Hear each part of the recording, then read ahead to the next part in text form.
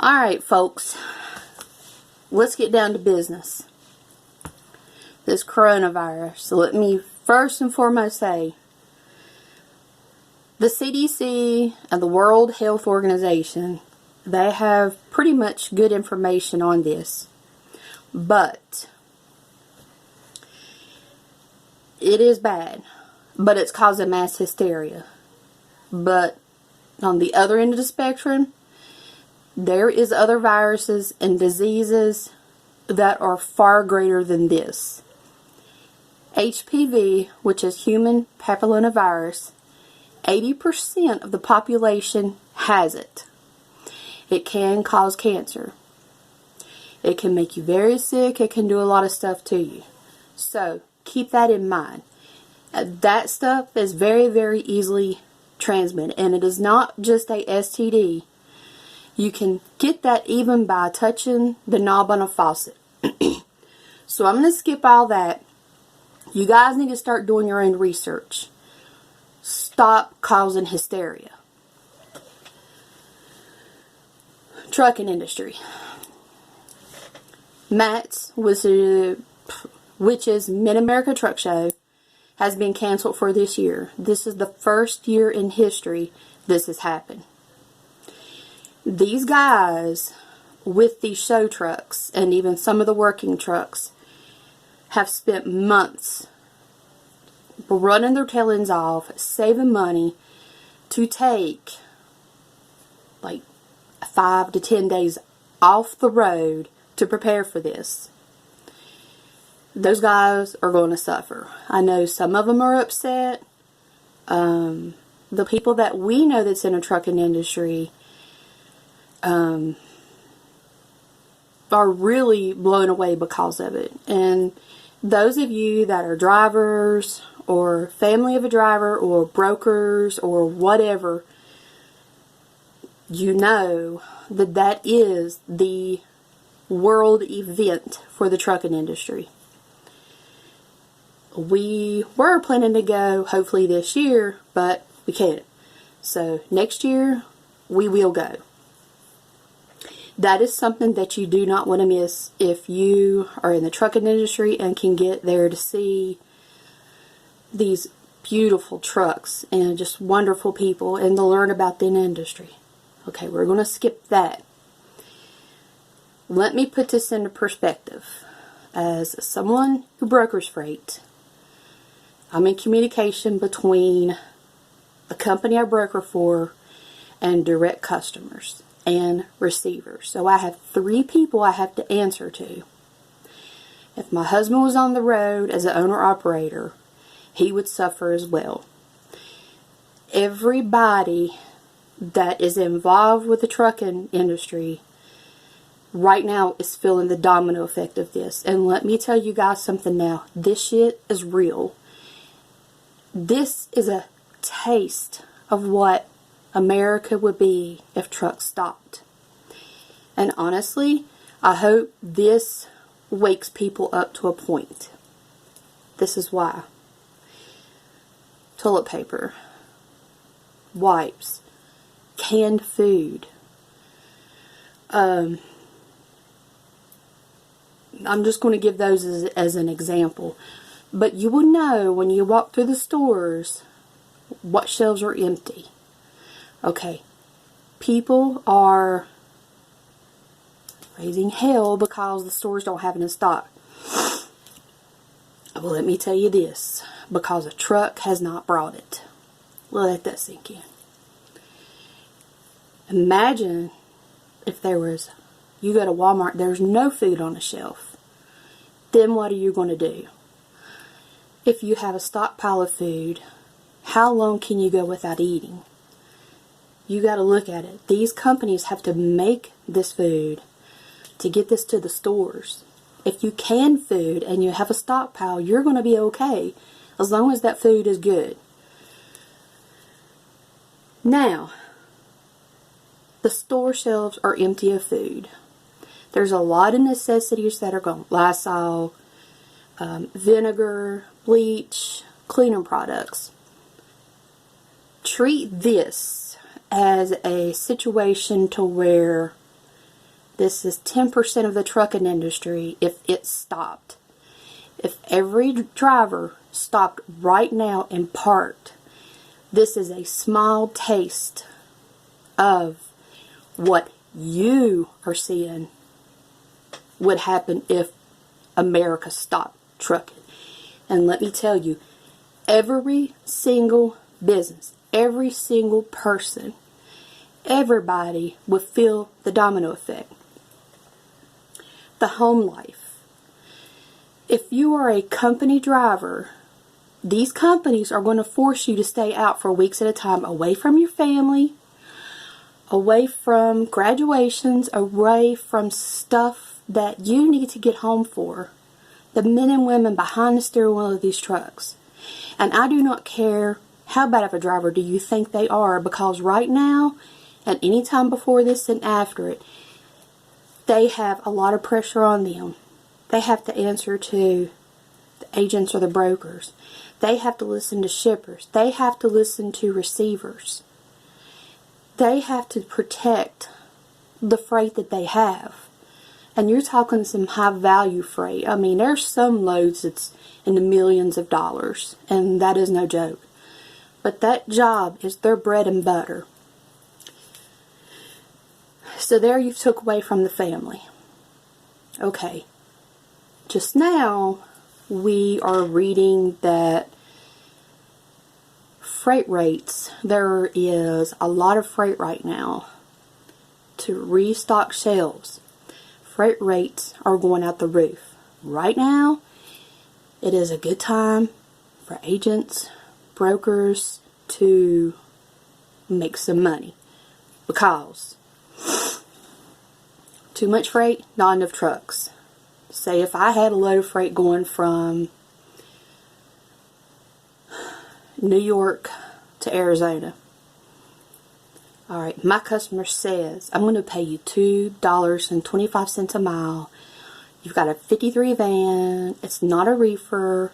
It weighs 40,000 pounds. You've got 3-4 days to get there. Okay. And then I'm going to say, you know what? I got another load here that's paying $3 a mile, because this freight is needed. This is medical supplies, people. Let that also sink in. Your medical, your hospitals, they are also going to be short of stuff. I'm going to go with a load of freight that's paying $3 a mile. I'm going with that customer. Same load, just picking up and delivering at a different location. I called this customer back for $2.25 a mile, and I'm like, you know what? Unless you can increase your rate, I have to move on to my next customer. I am not wasting 1 second on the customer who's not paying, because right now it's about making money and getting this freight covered. Now, your critical, your FEMA, certain military loads, your high value freight, which most of that is team drivers, those wheels have to roll 24/7. You do not get a break. Every single bit of that is driving these freight rates up. Where is that going to end up at? In the consumer's pocket. Because the manufacturer, the customer, these are the people that's going to pass the cost on to you. Go back. What if trucks stopped in America? Imports from China. Let's do a small discussion on that. Your ports of imports from China, I'm not going to say that it is, but more than likely right now are being shut down. This stuff comes from China in containers, and I don't know if any other countries are involved, and I'm going to assume China, because this is where the government, we know how they are, is saying that this originated from. What I understand, have been reading, they are not opening these containers. They don't know if it's infected with the virus or what. They're taking precautions. I don't blame them. Now, all the stuff is made in China. You're going to the store to buy it. It's not there. That's not the trucking industry's fault. It is China for being a possible beginning of this virus. And these ports, the federal government is going to tell them under no circumstances is that freight to leave those containers. None. There you go. You don't have those containers to go on a truck. So now where you've got too many trucks and not enough freight rates. And let me tell you, and I'm going to say it, I don't know, but I'm going to say that the cost of goods will go up after this. I don't know.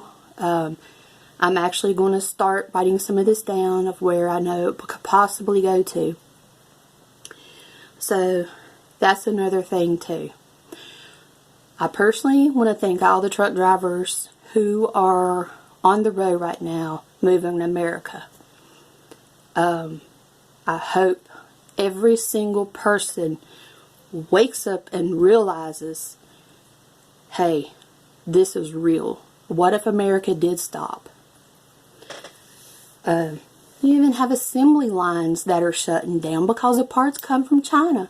They're not opening the containers. This is how important the trucking industry is. I realize we have some bad drivers. We have some drivers that's not careful. There's a bad apple in every bunch.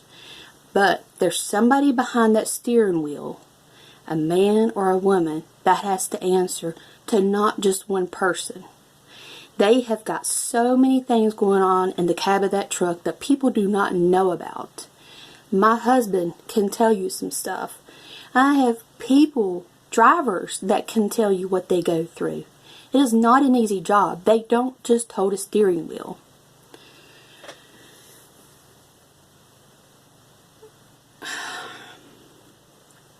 I'm not sure where to go with it, but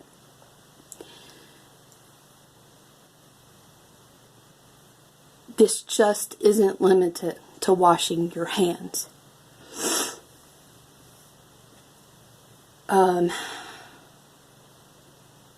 Let's say you go to Walmart, you go to the bathroom, you come out of the stall, you wash your hands, you turn the knobs off and on and off, to grab the door handle to go out the bathroom. You then grab your buggy, you start taking stuff off the shelf and putting it in your buggy. Those very items could as well have this on it. So don't just think this is a thing where you go home and clean your house. It can literally be the simplest touch that could infect it.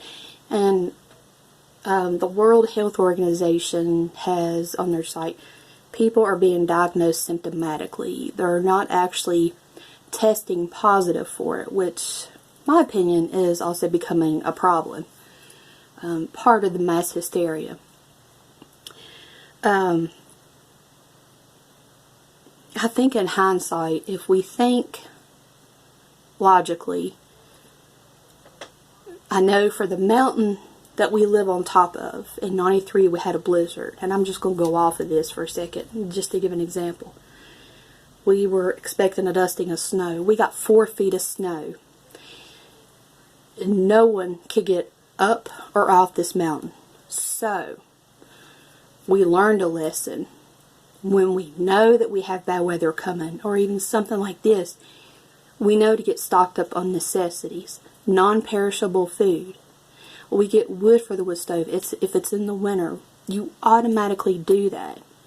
I'm not saying prep for the end of time. I know people that took their kids, wives, husbands, dogs, and they're in fallout shelters underground. Come on, people. I'm not trying to sound negative or that I don't care about this. I'm not letting it bother me.